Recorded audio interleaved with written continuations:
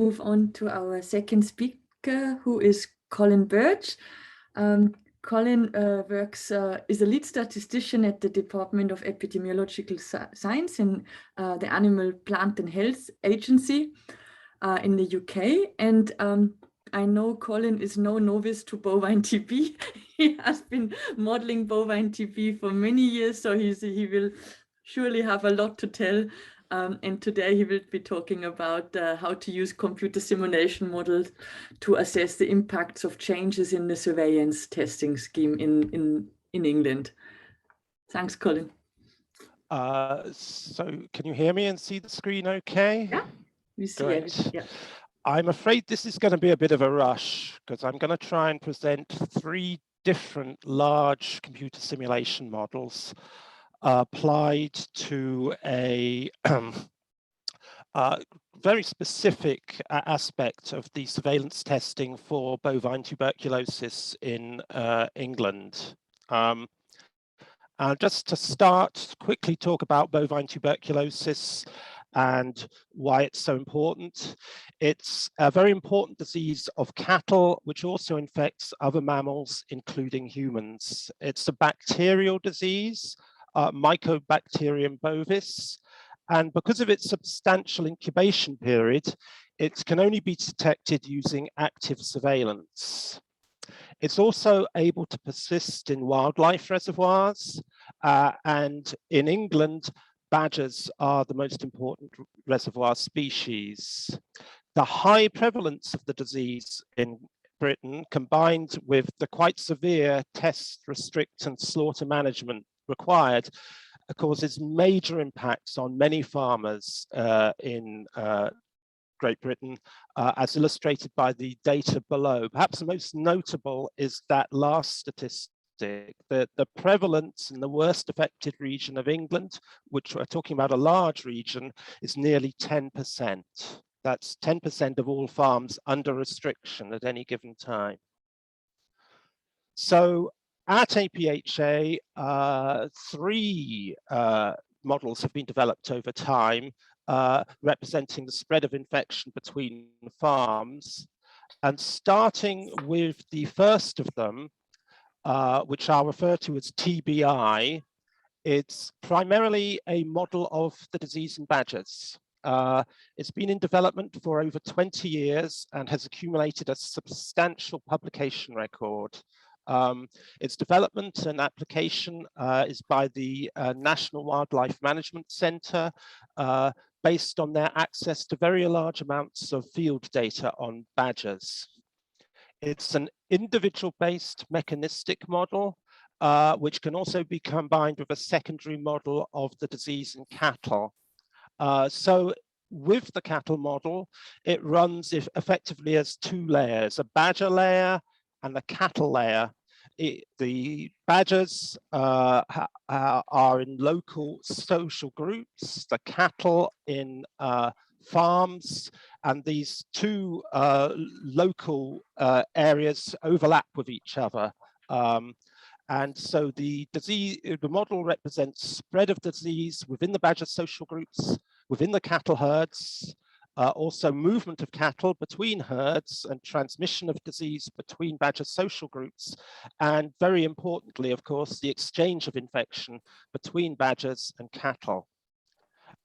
However, there are limitations on the cattle part of the model. In particular, it doesn't represent a very great variation between farms. The bovine tuberculosis model for England and Wales has been around for about 10 years now, and it's much more focused on the disease in cattle, based on the huge amounts of data available on the herd populations and the individual movements of cattle. It effectively works as a single layer model with farm units, each of which consists of a cattle herd and the environment around it. Disease spreads within the cattle herd between individual cattle, and also can be exchanged with the environment, which may or may not be infectious. Disease is also transferred by individual infected cattle using actual movement data, and can also be transferred between neighboring farm environments. There are substantial simplifications within this model. In particular, while the individual infected cattle are simulated, the uninfected cattle population and herd population are static and are set up based on currently on the data on cattle distribution in England and Wales during 2028 to 2010. Also, the model emphasizes dynamics of disease in unrestricted herds where it's not yet been detected. The actual resolution of breakdowns once disease has been detected is very much simplified, as is the general surveillance testing process. The most recently developed model is the Tuberculosis Modeling Initiative model, TBMI, which is fully individual based in its cattle model and uses all the data on individual cattle movements. That cattle layer is then over a simplified badger transmission model, which uses spatial units that are hexagonal cells 4 kilometers across. It represents all the individual cattle tests, including the full process to resolve tuberculosis breakdowns within herds. And the key parameters are fitted by a fully computerized algorithm using approximate Bayesian computation. So in 2018, a group of experts reviewed the bovine tuberculosis control strategy in England and produced a large report called the Godfrey Review, which looked and considered many aspects of bovine tuberculosis. But it included a suggestion that it might be worth considering the potential to increase the sensitivity of surveillance for disease in cattle by using the single intradermal cervical tuberculin test, SICT, or alternatively the bovine-only test instead of the comparative skin test, which is the current standard. So I'll try and explain this a bit more.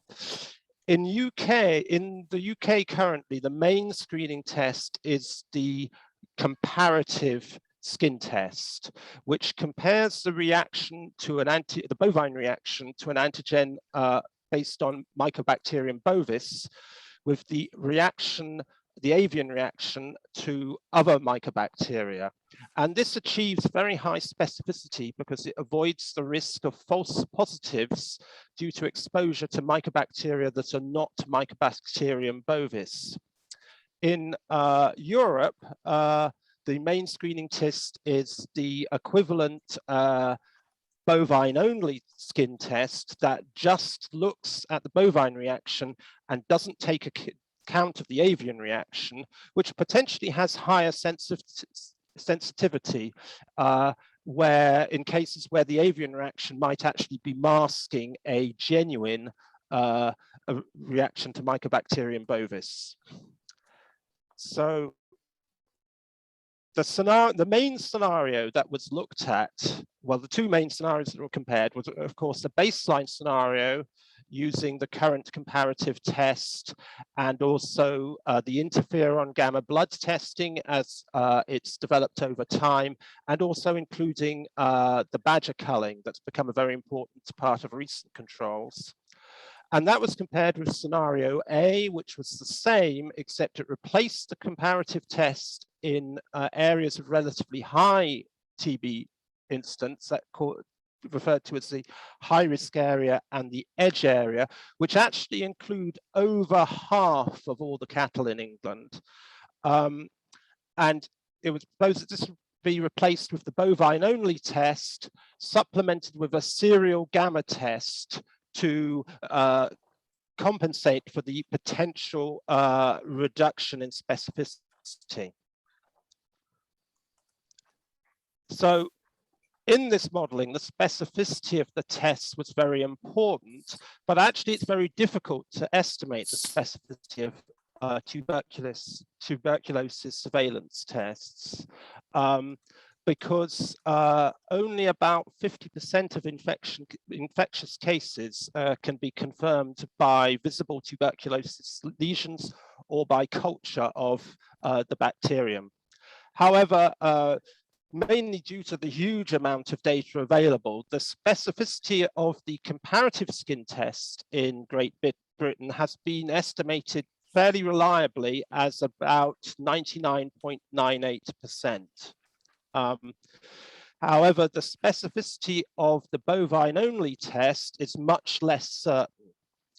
Now, if we believe recent records of skin test reactions, which are complete and very detailed for recent years, the specificity may be as high as 99%.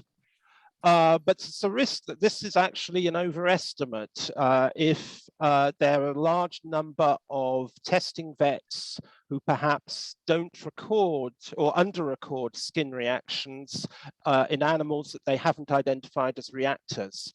And some field studies have estimated the specificity of the bovine-only test in England as low as 80%. So there's a rather important uncertainty there.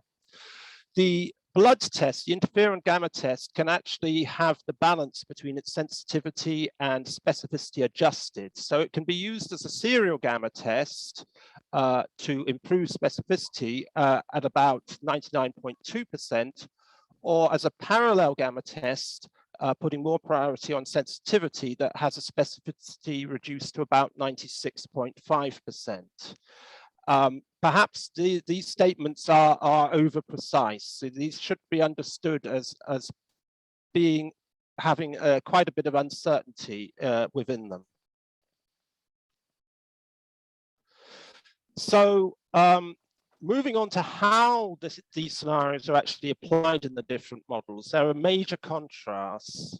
So in BOTMU, it needed to be spoon-fed some additional information because it's not actually simulating all the individual tests. What it needed to be told was what's the sensitivity and specificity of the overall surveillance system once we've gone through all the tests that might be required in a series.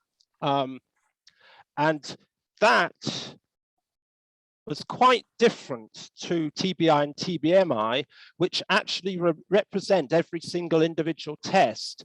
And actually their demands for input were almost greater because they needed a precise definition of exactly how the proposal would be implemented, including how it would interact with the supplementary gamma testing. So for example, we see here the flow chart for resolving a breakdown in TBMI in the baseline scenario. And here we have the alternative scenario where that flow chart has actually become even more complicated. And quite a few discussions with experts were required to identify what might be a reasonable form for this alternative flow chart. In addition, because TBI doesn't simulate actual farms, but a sort of virtual space, there are other specific differences. First, it's only designed really to represent bovine tuberculosis at the relatively high incidence areas, in the high risk area. Also, because of its limited area, areas where badger culls were taking place had to be simulated separately from areas where badger culls were not taking place.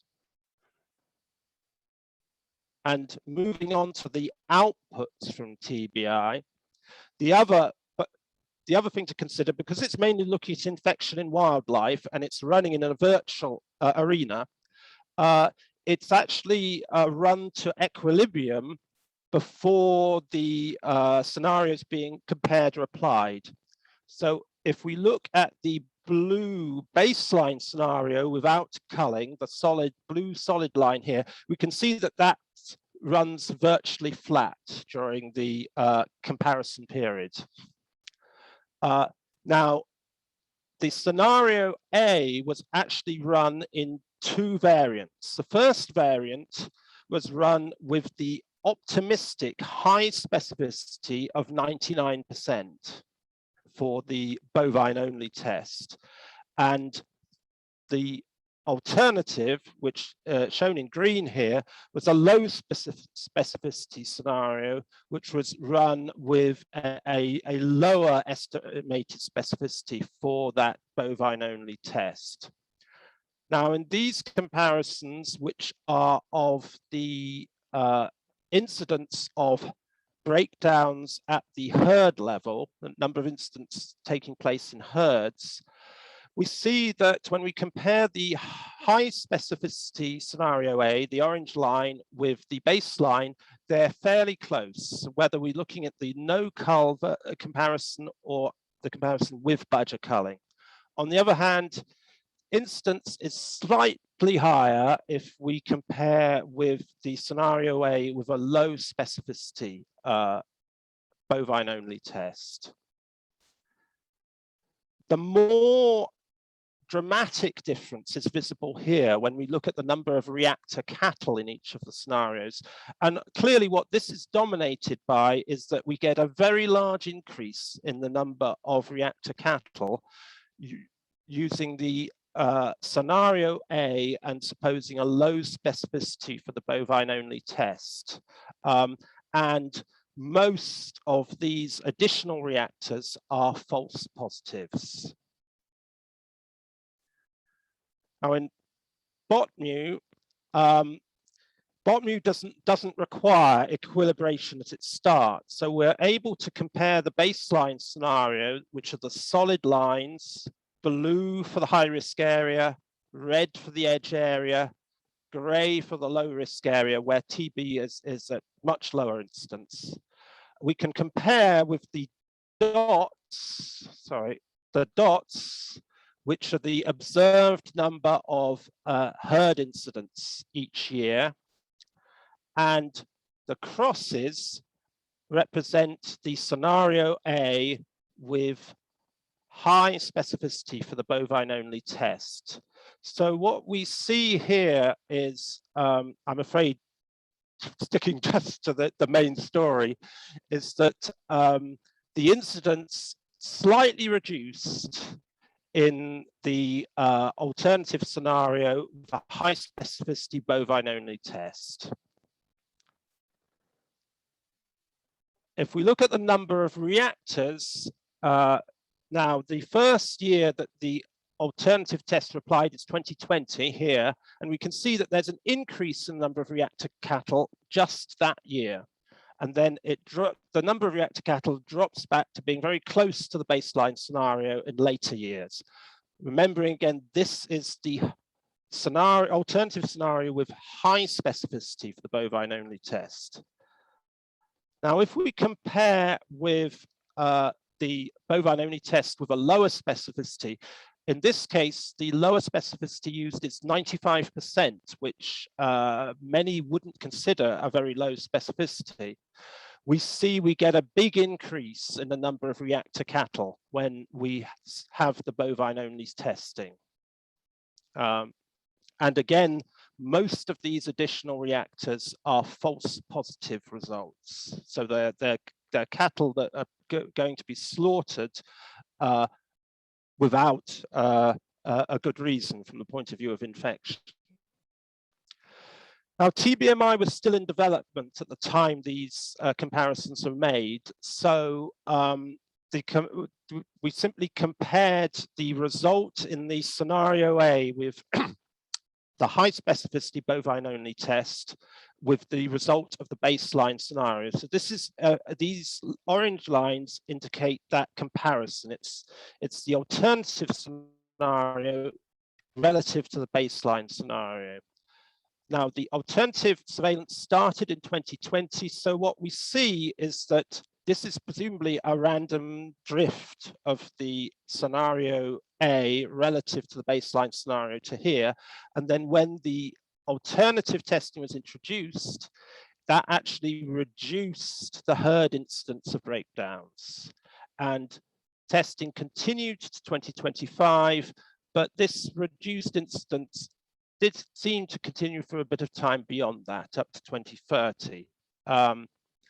In contrast, if we look at the edge area, there's actually a increase in herd level incidence during the time that the bovine-only test was applied.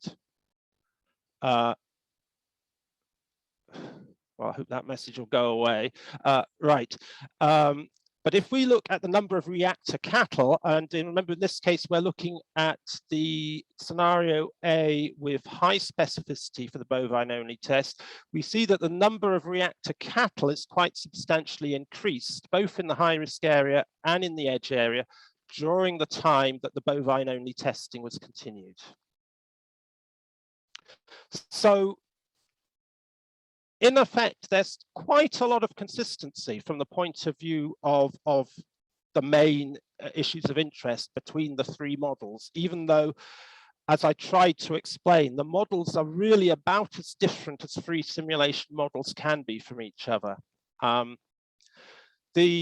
In the high risk, looking at the herd level instance of breakdowns, in the high risk area, the instance was slightly reduced in TBMI and BOTMU. There's no change in TBI. In the edge area, instance was increased in TBMI. There wasn't much change, perhaps a slight reduction in BOTMU. BOTMU was also somewhat more optimistic about the impact on the number of cattle reactors. In BOTMU, with the high specificity scenario, the reactors only increased in the first year after the change in surveillance. Whereas in TBMI, the number of cattle reactors, and remember most of this increase are false positive reactors, the increase was more substantial and lasted while the bovine-only tests were continued. In TBI, in fact, you may have noticed that there's only really an increase if the alternative surveillance was combined with badger culling. There was another scenario that was looked at, which was actually, in terms of outcome, almost indistinguishable from scenario A, but if anything, performed marginally worse. And TBI and BOTMU agreed that scenario A with low specificity very substantially increased the numbers of reactor cattle, with most of those additional reactors being false positives. So in terms of a recommendation, the models agreed that using the bovine-only test would at best only achieve a small initial decrease in bovine tuberculosis incidence, which wouldn't extend. But perhaps more importantly, depending on the specificity of the alternative testing regime, there's a risk of generating many more reactor cattle, most of which would be false positive. The model outputs were, in terms of their main messages, fairly consistent with each other.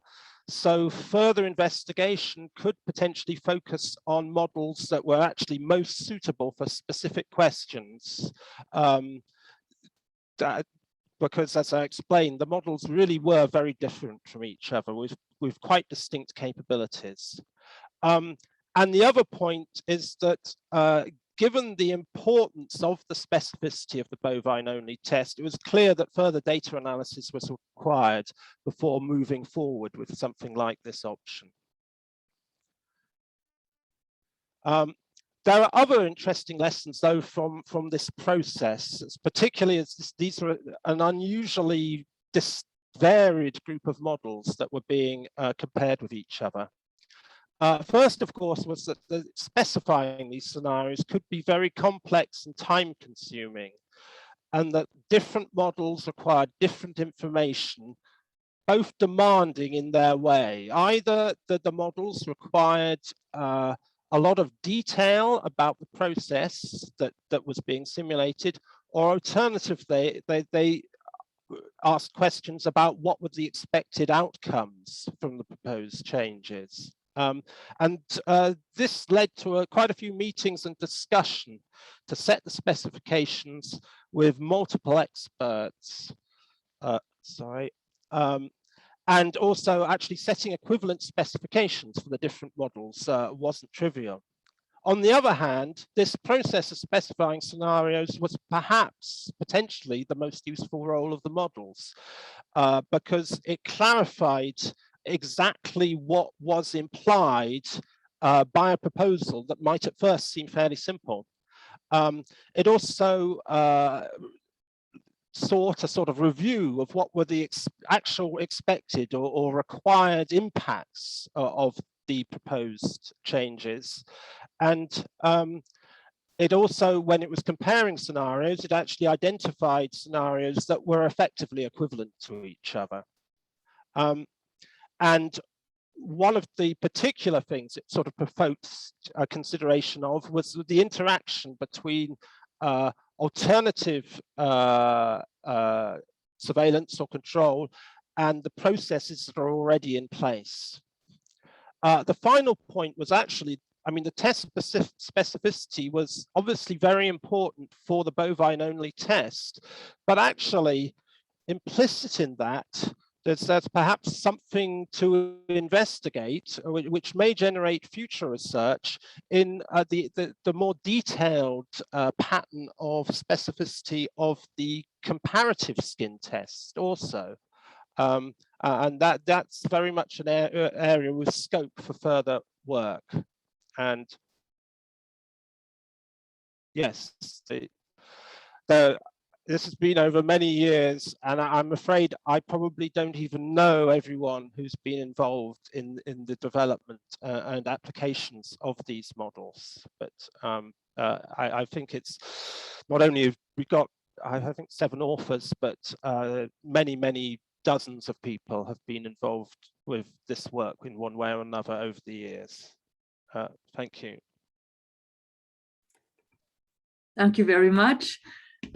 While others are trying to formulate their question, can I start with the first question, which was really burning, and I'm afraid I apologize if I missed it, but why on earth would you settle for a worse test? So why would you settle for a bovine test when you could have the bovine and avian reaction? Well, the reason is, on the one hand, you get much higher specificity because of this risk that other mycobacteria could trigger a reaction to the bovine-only test. On the other hand, the avian reaction may actually be masking a genuine reaction to Mycobacterium bovis. So the cost of having the very high specificity is that you may be have low sensitivity, and the skin test does have notoriously low sensitivity. Again, that's controversial, but possibly as low as 50% or less. Okay, thanks for clarifying. Yeah, sorry, let me just see. Elisa has one. I have another one I want to ask at the end, because maybe other people want to ask first. But yes, I take the privilege as a chair to come back with another one. But Elisa, please go ahead. No, it was, so thank you for this it's a quite nice, very nice overview of all the TB models. So I was wondering, what about model leveraging predictions? So using all the models together to provide predictions and not each separately. Right. You mean it's sort of more of a, I mean, it's something we could look into more, but I think part of the problem is the degree of difference between these models. For example, we've got one model with a lot of equilibration before simulation runs, compared with another model that doesn't have any, and a third model that has some, I think. And so that actually creates a bit of a problem when you're trying to make a very direct combination of the outputs from the three models. Because they are two different, you mean? They well, rely on two different things. Well, implicitly, the TBI model is only ever really going to give you a sort of relative values for what happens, because your baseline is going to be a continued equilibrium. Okay. Whereas BotMu is trying to give you something that you can compare directly with what's actually observed. Okay. And similarly TBMI, but yes. And also there's the issues about how they're fitted to each other, because TBMI, of the three, TBMI is the only model that's really got a properly fully computerized fitting algorithm. The others are actually very old-fashioned in that respect, perhaps. Okay, I understand. Thank you. Helen, you have a question. Hi, Andrea. Hi, Colin. Thanks very much for your talk. Can you hear me? Yeah. Oh, yeah, yeah. I was just wondering, sort of, in maybe future work or other work you might have done, have you tested or looked at using gamma interferon first and then following it up with a confirmatory skin test, whether comparative or not? I don't think we've ever looked at, we have looked at various gamma testing scenarios. I don't think we've ever looked at that specific one. I think a reason we might not have done is actually that the gamma test is much more expensive than the skin test. So it'd be a little bit perverse to start with the gamma test and then confirm with the skin test. Or yes, that would be, that'd be, I suppose, you know, there might be economies of scale, but potentially that would be a very large increase in the cost of surveillance. Yeah. Okay. Thank you. No further question? It's good for me because I can get mine answered. So it's $1 billion question. So it's always clever of the government to commission several modeling teams to, you know, to work on the same problem. So as you pointed out, these models are fundamentally different, and it's actually quite nice if they overlap in actually what they predict. What's the consensus? So how does DEFRA take this forward? Is what the three models generated already good enough to make a decision, or what's the next step there based on where you're at the moment? All right. Well, you mean in this particular example? Well, this work was actually done some time ago, and DEFRA hasn't said anything much about it. So I think implicitly there's the decision has been not to go forward with bovine only testing.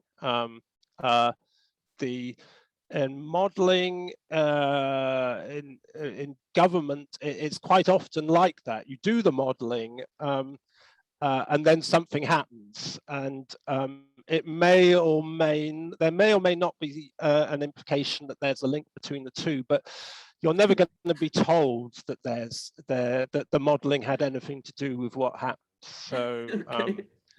that's an unknown. Okay, thank you very much. So if there are no further questions, thank you very much, Colin, for interesting talk. Very good. I learned a lot. Thank you.